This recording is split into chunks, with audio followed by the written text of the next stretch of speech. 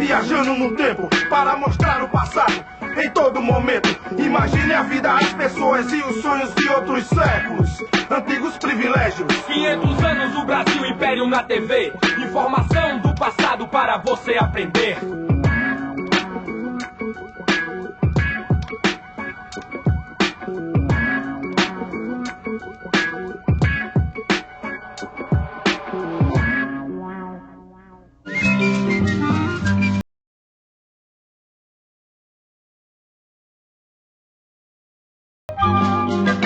O período que vai do final do século XVIII até o início do século XIX tem um grande significado para a história do Ocidente.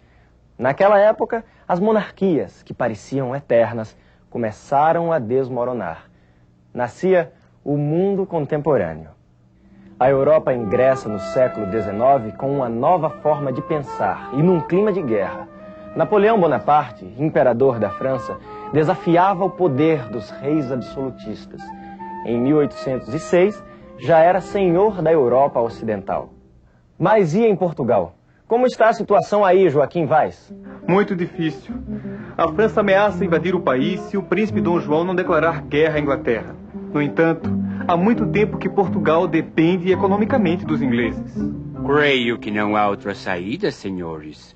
Ou a coroa portuguesa sucumbe diante do exército francês, ou retira-se provisoriamente para o Brasil. Mas Dom João precisa da garantia de proteção da esquadra inglesa durante toda a viagem. Of course. E em troca vamos tirar muitas vantagens, é claro.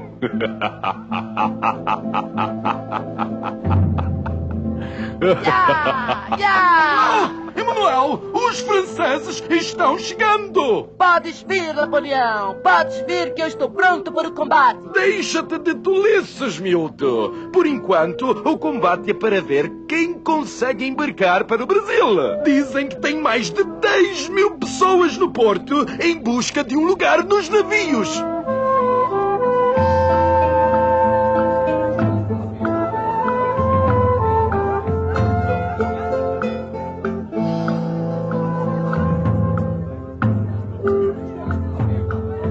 Pai, e o que vai ser de nós sem o príncipe? Serviçais, como sempre fomos, ó. Coloca este baú no navio e volta para pegar o restante das coisas. Sim, senhor. Depois do embarque tumultuado, a esquadra partiu do porto de Lisboa sob o olhar perplexo da multidão que se sentia indefesa e abandonada. Em março de 1808, as embarcações portuguesas entram na Baía de Guanabara. O desembarque da corte é um dos maiores acontecimentos da história do Rio de Janeiro. A população, em peso, compareceu ao porto para ver de perto o primeiro monarca a pisar nas terras do novo continente.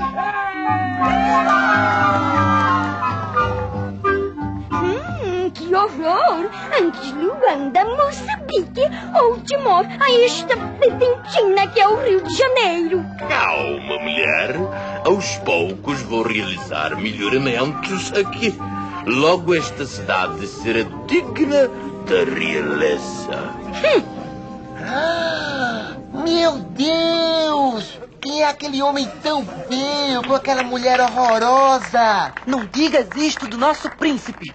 Aquele é o príncipe? É sim. E aquela é Dona Carlota Joaquina, a esposa do príncipe. E você conhece a família real? Eu sou português e faço parte da... Quer dizer, fazia parte da comitiva. Eu estava no porto com meu pai, embarcando os baús do nosso patrão, e adormeci no navio. Quando acordei, estava sozinho em alto mar, sem meu pai, sem meu amo, que não conseguiu embarcar. Pobre papai, deve ter ficado desesperado. Olha, se você quiser, pode ficar na minha casa por uns dias, até resolver o que fazer. O meu nome é Severino. Obrigado, amigo. O meu é Manuel. Você mora longe daqui? Moro lá no Saco do Alferes, perto do mercado de escravos. Vamos, que é uma boa caminhada. O que significam essas letras? O povo diz que é prédio roubado. Na verdade, PR quer dizer príncipe regente. E por que estas casas estão marcadas? Porque foram requisitadas para alojar membros da corte. Mais de 2.000 que vão ser desocupadas e seus proprietários mandados para a rua.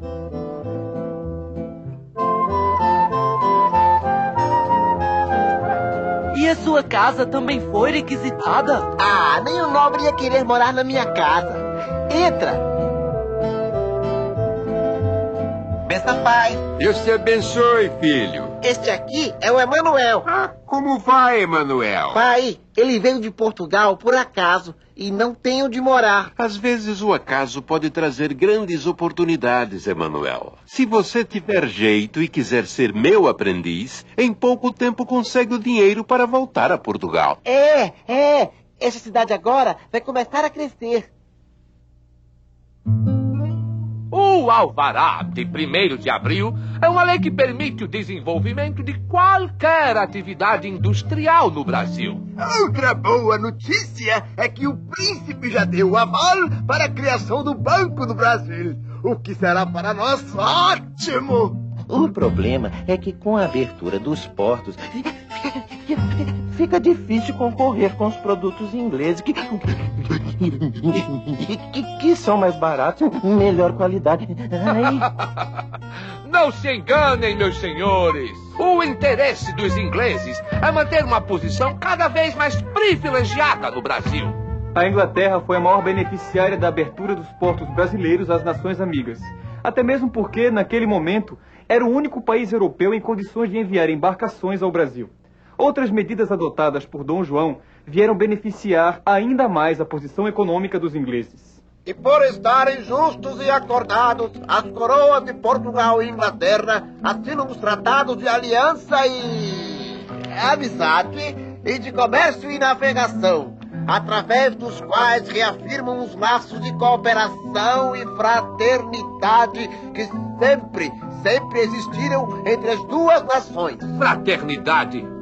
Eles querem mesmo tomar conta de vez do comércio no Brasil. Como se não bastasse a quebra do nosso monopólio no comércio com o Brasil, Dom João nos impõe mais um duro golpe. É um absurdo! Os portugueses pagando mais caro que os ingleses para comercializar com sua própria colônia. Essas novas taxas do Tratado de Comércio e da Navegação praticamente acabam com a nossa margem de lucro. Portugal fica cada vez mais em situação inferior. Se Portugal sofre um crescente abatimento econômico e moral, no Brasil acontece exatamente o contrário. Além do crescimento do comércio, a presença da corte alterou o estilo de vida do país.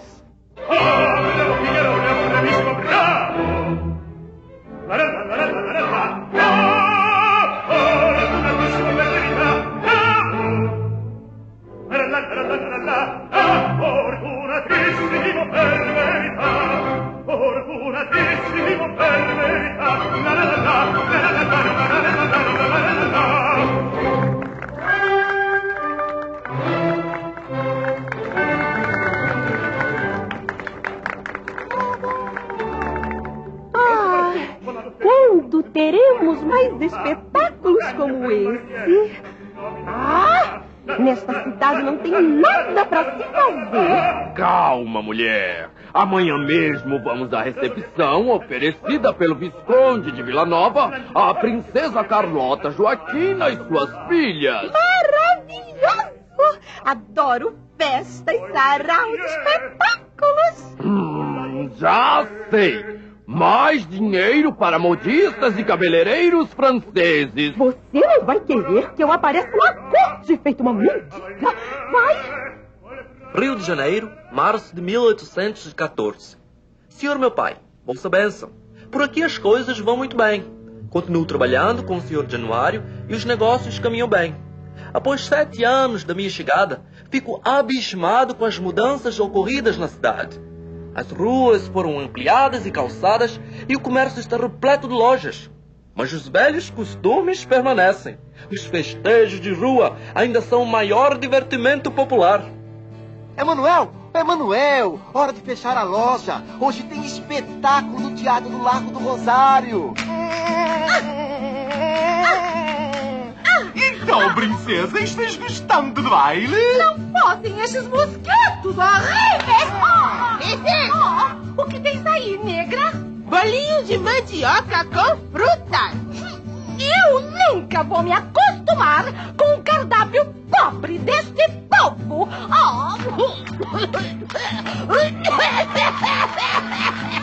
O que foi, princesa? Engoli o mosquito tropical. Acho que vou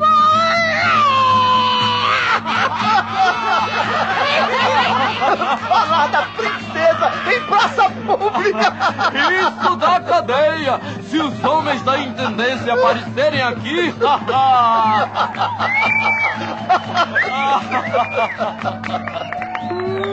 Que estás a levar? Livros que comprei no porto. Deixe-me ver. Nessa corte não se pode divulgar ideias contrárias à religião, à moral e aos bons costumes. Mas são livros de Rousseau, Voltaire. Pior ainda, essas ideias francesas de liberdade confundem o povo e perturbam a paz. Estás preso! Eu? E tens de pagar pena de 200.000 réis. Mas eu não fiz nada. Sai! Já vem os homens da igreja! Do Rio saem muitas novidades para as demais províncias. A presença estrangeira dá o clima cosmopolita à cidade, que mesmo assim conserva marcas profundas dos tempos da colônia. 100.000 réis. Quem dá mais é vendido para o senhor. A Baía de Guanabara é o maior terminal negreiro da América e os escravos representam mais de 35% da população do Rio. Ao contrário do que já ocorre em outros países, a corte portuguesa teima em considerar a escravidão como indispensável à prosperidade de suas colônias. Com a saída das tropas de Napoleão, a situação do Império era bem diversa nos dois lados do Atlântico. De um lado, Portugal, enfraquecido, sem rei, sem sua antiga posição. Do outro, o Brasil, sede da corte e com um vigoroso movimento de comércio. Conservar a unidade do Império nessa condição era uma tarefa bem mais difícil do que imaginava a elite brasileira. Nós, ingleses, preferimos que Vossa Alteza volte para a Europa. Majestade, é preferível ter um grande poder na América do que sujeitar-se totalmente à Inglaterra lá na Europa. Eu detesto tomar decisões importantes, mas está decretada a elevação do Brasil a Reino Unido de Portugal e Algarves.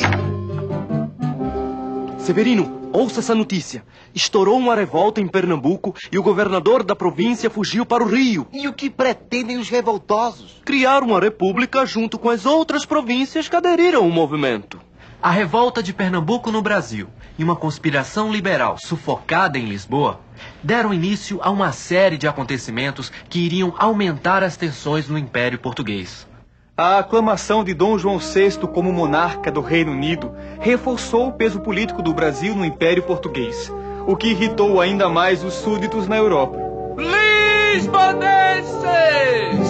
Não temais as iras deste papão, pois não passa de um burro com pele de leão! Viva a Constituição! Viva! Viva a religião! Viva! Viva o rei! Viva! Viva! A Revolução Constitucionalista da cidade do Porto logo se espalhou por todo o país.